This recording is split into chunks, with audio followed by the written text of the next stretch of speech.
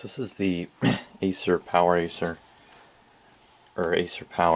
that I got from my school. AcerPower. Yep. I always mix it up, saying it the wrong way. But yeah, I got it. It came with Windows 98. Had the original hard drive in it. Still works. Pentium 3. So it's pretty well set up system. Came with its original keyboard and mouse and original monitor. It's got a crack in it up here. I think that happened in transport when it was moving from its room that it sat into the loading dock, and then because I noticed that when I was getting it out of the school, so nothing I did. But it's too bad because this is actually a really nice monitor for being a Acer. But I didn't know this computer actually had an Acer monitor on it. It sat in the back of my classroom, my 10th grade global studies, so I just got out of 10th grade. But it was in sort of the back of the room, and I didn't expect that he would, my teacher would be getting rid of it, since it's, history or whatever. But he did, so I'm glad I happened to be getting all them Dells, so I noticed it. Yeah, I'm not a big fan of Acer computers at all, and this one definitely has some flaws, but I guess I'll turn it on. I think I did a video of starting it up. I flipped it's got a switch in the back. I think I did a video turning it on, loaded it into Windows 98. I put Windows NT on it in the original hard drive. I took that out of it. That's still got 98 on it, but it was password protected, and I got all the files off it. So yeah, it's got NT server on it just because I wanted to mess around with that. So but yeah, if you saw the video of me getting this in the hall, or when I turned it on for the first time, it had this drive up here and then just a cover plate down here. This drive actually is broken, so I put this one on there, and this one's also kind of screwed up, but this one here is worse. So I took the paper clip here, stick that into the sort of the emergency hole.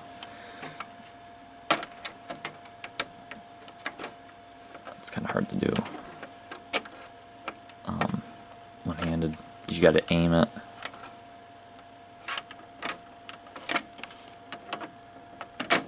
Okay, so yeah, it's a little messed up. This is, and then when I got it, it was out, and it was just sitting like that. I turned it on, and it had trouble getting out, and then when it got out, it had trouble going back in. The top one here has trouble coming out sometimes. This is just one I had. I have nicer drives, but I didn't want to put a real good one in this one. So yeah, see, it sucked it back in, but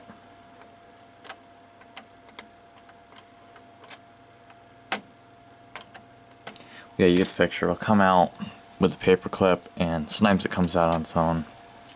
I don't know, I didn't know that one was messed up, but it'll work for now. So yeah, Windows NT server, press Control Delete, I'll do that.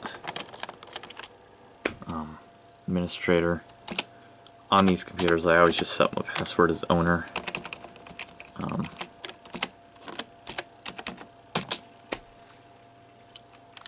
Because I always remember that. So was out of that, but yeah, works. It only has 64 megabytes of RAM, which is pretty low. It's like the minimum requirement for Windows 2000, I think. So, but yeah, I'm gonna just use it for NT at the moment. Maybe I'll put 98 on there.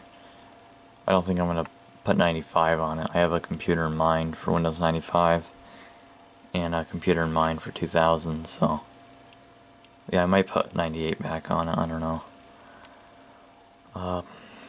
Yeah, turn it apart. I should have done a video on the inside of it, but it was a lot of work because of the poor design. But yeah, just things just don't go back the way they were. It's very cramped. It's very light too. There's a lot of wasted space, I think. But the case, getting it on and off, well, getting it off is easy, but getting it back on is kind of complicated because it just won't slide in as easy. Like I said, these are real cheap PCs. So, and something that really surprised me was the CD-ROM had a build date of 2000 on it. And I saw a build date of 2000 other places in the computer, but I just didn't know if that was the actual build date. But it must have actually been ordered in 2000. Now the CD-ROM said July, so it would have been going into service for the 2001 year, which is kind of hard to believe. One, that they didn't ship these with Windows 2000 on them, you know.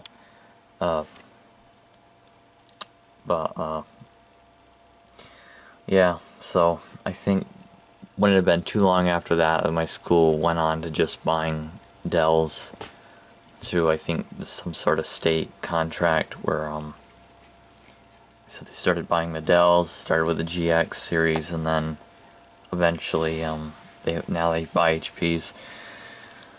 But yeah, I also got some Dell Optiplex GX1s. That was last year, the end of my 9th grade year. I got some out of my science classroom.